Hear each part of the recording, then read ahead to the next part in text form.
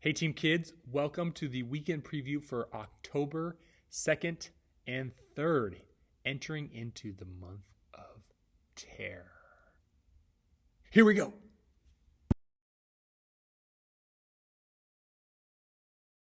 This weekend in the classroom, we are going to be doing an episode of The Loop Show called The Loop Show Likes You.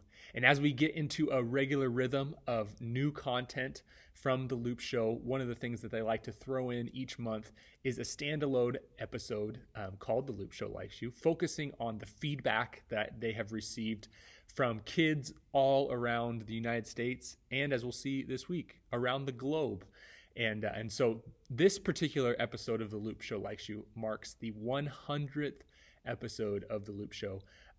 As always, they're going to engage in some fun challenges and games, but also they're going to have a big question from kids that will kind of give us a topic to discuss and an activity to participate in during our small group times this weekend. So right now, let's jump in to see what that activity and small group question are going to look like. So for this week, we are going to be doing a 100 episode challenge for our activity.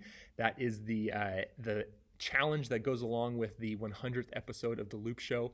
And I love this idea because it really points to the value of patterning and changing small behaviors in our life and the impact, that positive impact that can make over a long stretch of time.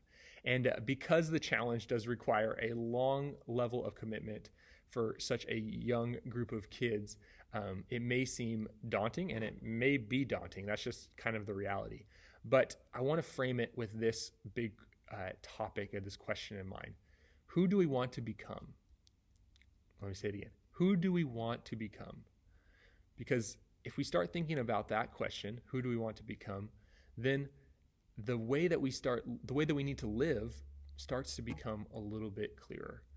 If we want to become people who have impacts in this life, who have a influence on the people around us, who are considered good and loving and caring people, then how will our behavior need to change in order to make that happen? And so that there's some helpful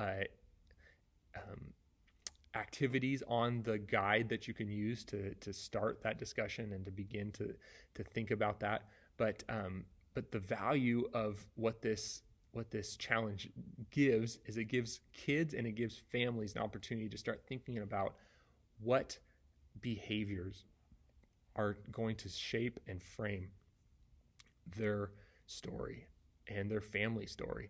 And so what's one little step that they can take to move closer to becoming that, starting this week and hopefully continuing on for 100 straight days? And the good news is with the challenge card, this step isn't necessarily something that they have to do alone. And it's best that they don't do it alone, that they take this challenge home and they identify it with their parents with some accountability. How can we do this together? What's one thing that we can do as a family for the next 100 straight days that will challenge us in what we're becoming and who we're becoming as a family? So hopefully they can partner with their family in doing this, and they can identify a fun celebration to accomplishing this next step together as a family, that they can do something to celebrate a big milestone in doing something small, but that will have a big impact, positive impact on their life. So that's the challenge for this weekend. I also have some fun responses, some things that I think will be valuable because we'll have time to go through the small group leader guide and some ways that we could discuss the big question this weekend, which is, do you get nervous talking about God? And ways that we could, be creative in starting that discussion and encouraging kids to think about that as they go into their week. So that's what's coming up this weekend. I will see you guys on Saturday and Sunday, and I'm excited to serve along with you. Be there for the huddle 30 minutes early, and wear your Team Kid shirts. I will see you guys this weekend. All right, we'll talk to you later. Bye.